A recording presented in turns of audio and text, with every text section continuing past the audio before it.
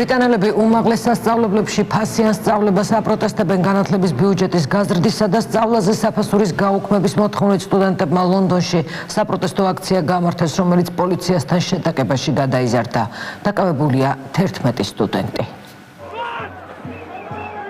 ლონდონში სამართალდამცველებსა და დემონსტრანტებს შორის შეტაკება მოხდა. დიდი ბრიტანეთის დედაქალაქში შეკრებილმა ათასობით სტუდენტმა განათლების ბიუჯეტის შემცირება და უმაღლეს სასწავლებლებში ფასიანი სწავლება გააპროტესტა. დემონსტრანტების განცხადებით ფასიანი სწავლის პირობებში მათ დიდი რაოდენობით ვალები უგროვდებათ, რომლის გადახდასაც ვერ ახერხებენ. საშუალოდ სტუდენტებს 44,000 ფუნტი ვალი აქვთ. არ მინდა ამდენი ვალი დამიგროვდეს და ამ ტვირთით ცხოვრებას არც ახალ თაობას უსურვებ. ეს ძალიან ბევრია. ეს ის თანხაა, რომელსაც ვერასოდეს დავაბრუნებთ.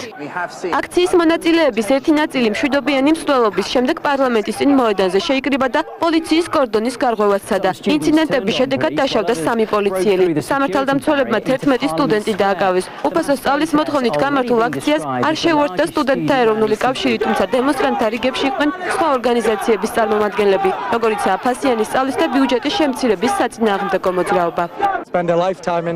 ჩვენ უფასო განათლებას მოვითხოვთ. სტუდენტებმა მთელი ცხოვრება ვალების დაბრუნებაში არ უნდა გაატარონ. ეს უსამართლობაა.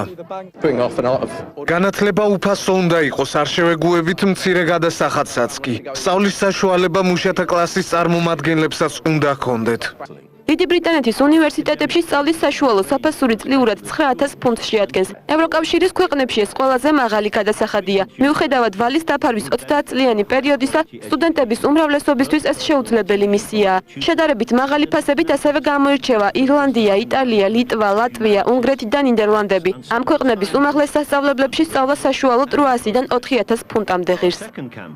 მთავრობა ეკონომიას განათლებაზე აკეთებს და ეს არასწორია. ახალგაზრდებს სოდნის გასაღრმავებლად მხარდაჭერა სჭირდებათ.